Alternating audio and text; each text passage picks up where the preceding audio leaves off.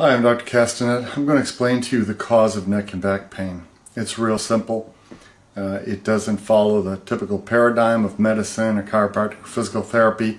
It's a rather unique perspective, but it's solid, it's logical, it's intuitive, and I think you'll find it credible. Here's what happens. Over the course of our lifetimes, from the time we're small, as kids and as teenagers, we start to acquire degenerative changes to the discs that are between the vertebrae of the spine. I'm going to use a model to illustrate this. This is supposed to be a model of a normal vertebral structure. Actually, let me grab another model here instead.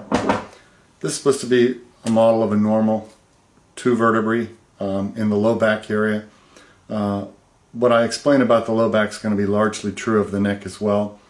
These are discs in between the vertebrae, here and here. The spinal discs are made up of 12 to 25 tough, fibrous connective tissue layers. They are around the outer part. The inner part has a different consistency, kind of more like crab meat. It absorbs water, imbibes water during the nighttime when we're asleep, and there's less pressure. Water goes into the discs from the vertebrae that are below and above the disc. The water goes in there, gets absorbed by this nuclear component. Then when you're upright during the course of the day, the compressive loads like this distribute the pressure of the inner part of the disc to the outer peripheral fibers. The problem is that as we age and acquire tears and degenerative changes to the inner part of the disc, which is where the degenerative process starts, these walls that contain the inner part become weaker. It's not uncommon by the time we're in our 40s to suffer herniations of this material out through tears that migrate initially from the inner part of the disc, which is, by the way, not felt because this inner part doesn't have a nerve supply. And over time, the outer part of the fibers become involved.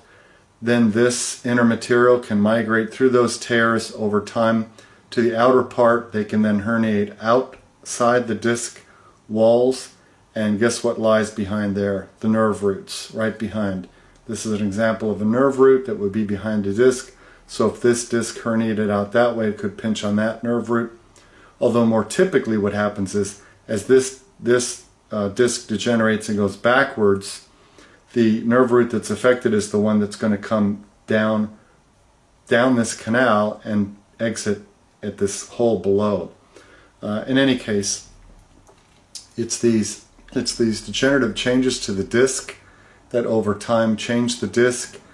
That means that the disc over time will collapse, kind of like a sponge that's losing water content will collapse over time. That puts more pressure on the joints right here of the vertebrae. These joints then become deformed.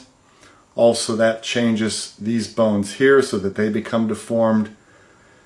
If you take an MRI scan, you can see these changes. You can also see that there becomes a stasis or stagnation of the fluid that would normally migrate back and forth between the vertebrae and the discs. These bones then change color and become swollen and edematous. We call that those modic changes. So lots of changes happen, but their underpinning is the changes to the disc that again start as we're children and teenagers and progress throughout our lifetimes, reaching a peak incidence of herniation by the time we're in our 40s. Thereafter, concurrent with all those changes, there's generally a dehydrating process of the disc so that beyond our 40s, the incidence of disc herniation may reduce, but that gives rise to other complications as a result of the degenerative process. Things such as spinal stenosis or narrowing of the canal and the little holes or foramina where the nerves exit as a result of disc bulges, disc collapse, enlargement of the bones which grow in all directions to make the hole here smaller. I'm going to use another model to illustrate that point. This is supposed to represent an older model. If I turn it in front, this would be the front of the spine. This would be the back right here. From above it would look like that. But you can see from the front there's deformity of the bone as there's more pressure on it because of the disc not doing a good job because it's now degenerated. What's not depicted in this model is these bones in the back also enlarge, and when they do that, and I'll take the model apart for a moment so you can see it, when all of these bony components enlarge, then the hole here where the nerves would descend becomes smaller, and the holes on the side where the nerves would exit, they also become smaller because everything is collapsing. That means that you get pinching of nerves either from disc herniations, such as depicted in this little red lesion here, or you can get, and it's not shown here, there's a ligament that runs right across this area here.